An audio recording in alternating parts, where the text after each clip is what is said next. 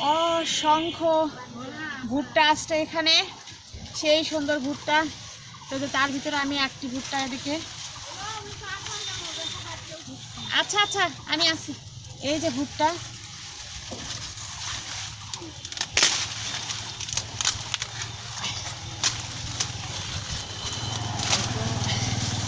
একটা ভুট্টাই যে আমি উঠালাম। ভুট্টা এখনও আসলে পরিপূর্ণ ভুট্টা হয়নি, কেবল এটাকে বলা হচ্ছে পপকর্ন, মানে বেবি কর্ন যেটাকে বলে, এটা হচ্ছে কেবল। এইটা যখন একবারে পরিপূর্ণ হয়ে যাবে তখন এটা কলা হবে, তখন আসলে এটা ভালো লাগবে। তো এখন যে বেবি কর্নটা আছে, বেবি কর্নটা দিয়ে কিন্তু ঢাকায় বড় বড় চাইনিজ রেস্টুরেন্টে কিন্তু স্যুপ তৈরি করে দেয়। তো বেবি কর্নটা কিন্তু আসলে মানে ভুট্টা যখন বড় হয়ে যায় তখন এক রকমের পুষ্টিকর, আর এখন যেহেতু বেবি কর্ন এটার ভিতরে এক রকমের পুষ্টি। তো আসলে এখানে প্রচুর পরিমাণ ভুট্টার আবাদ দেখলাম, চতুর্পাশে শুধু ভুট্টা আর ভুট্টা। এটা আবার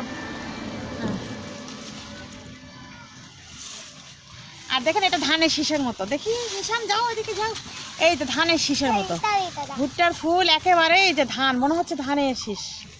কত সুন্দর ভুট্টার ফুল, অনেক সুন্দর, কত সুন্দর ভুট্টা। এই ভুট্টা আমি এখন পপকর্ন বানাই খাবো।